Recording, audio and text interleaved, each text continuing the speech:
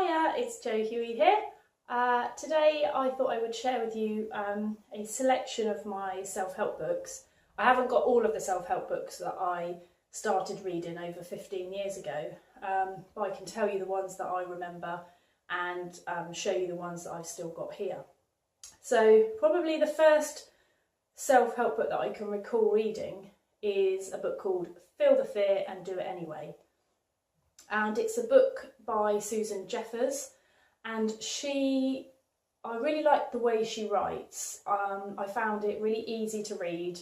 Some books I find that you need a dictionary alongside them to understand them, but this was just so nice to read, felt really reassuring, but I felt like she really got where I was coming from, and I could really relate to all of the things that she wrote down. And there were some really useful exercises and things to think about in terms of pushing ourselves out of our comfort zone, even if we do feel a little bit fearful, and just sort of general self-help, useful tips about making ourselves feel better. So that's book number one that I can remember. Then I've read quite a few of Louise Hay books, and one of the ones that I found really helpful, because I really like practical type books, is her Love Yourself, Heal Your Life workbook, which I have here. So looks like this, which will probably be round the wrong way, I don't know. And it's a really brilliant book. I've still got all my notes inside that I've written down rather than writing it in the book. But inside there's pictures of sections where you can, like, questions and answers and things. And I've just found inside here, because this particular one page I've just opened it out at says Your Story, and it talks about the inner child, which is work that you can do talking to the younger you, because there is a younger us inside still. And when we feel hurt, upset, angry, usually it's the little version of us that's hurt, not the adult. And so this section here I've just opened up the book at is many of us have an inner child who is lost and lonely and feels so rejected. Perhaps the only contact we have had with our inner child for a long time is to scold it or criticise it. Then we wonder why we're unhappy. We cannot reject a part of us and still be in harmony within. Part of healing is to gather all of the parts of ourselves so that we may be whole and complete. And then she goes on to say, let's do some work. So, and I've just found, where is it? A lovely picture of me when I was, on the back it says 9.5 years old. So this was in 1984. So yeah, that's an interesting reminder. I think it's also really good to go back through any books you've done and read all of the things that you wrote, so that you could reflect and see how far you've come. So that one's a brilliant practical book.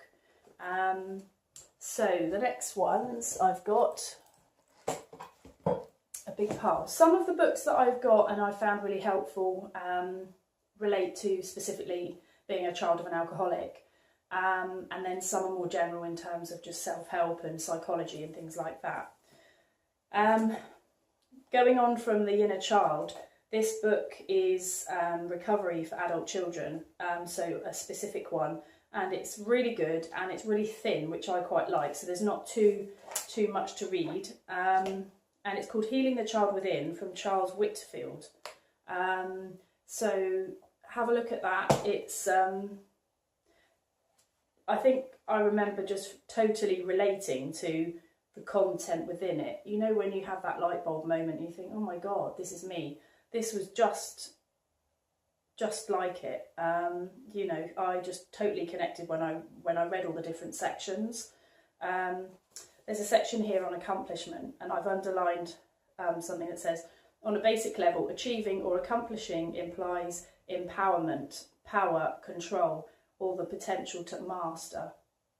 Some people who grew up in a troubled or dysfunctional family found it difficult to complete a task or project or to make decisions. This is because they did not practice doing so with the guidance and support of an important other. And again, that relates because obviously my alcoholic father was too busy drinking to help me and to guide me. So brilliant book.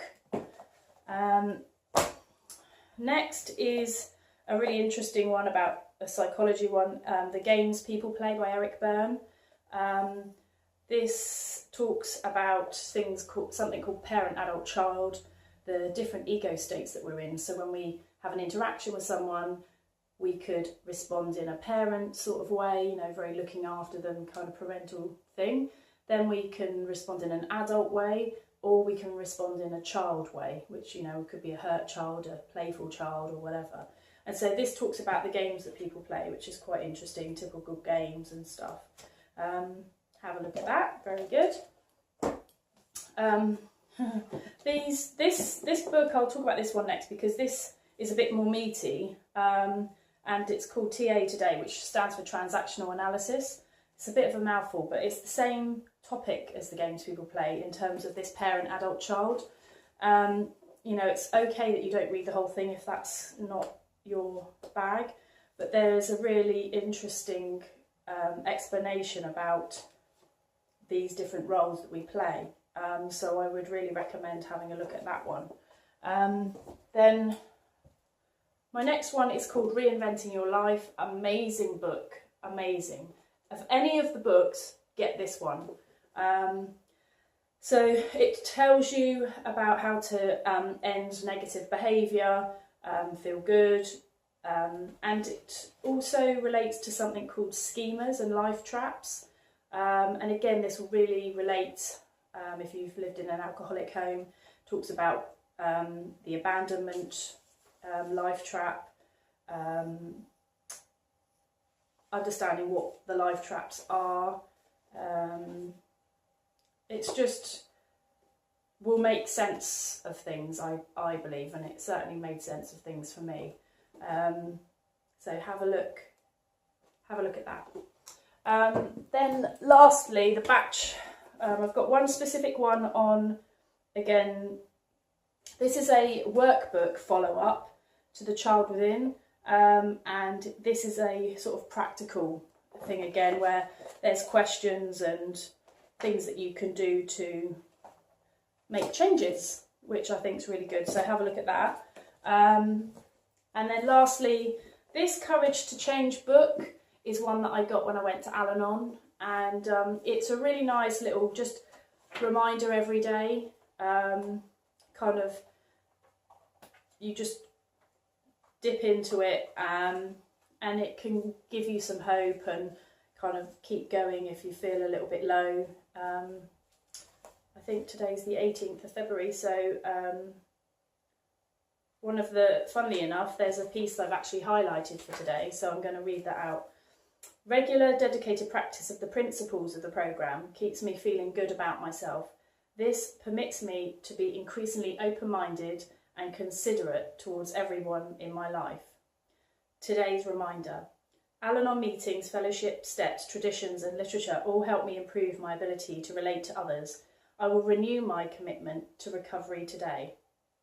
So these, Al-Anon is a group that supports those affected by someone else's drinking, and it isn't as popular as AA, it's not as well known, but it's an amazing support group.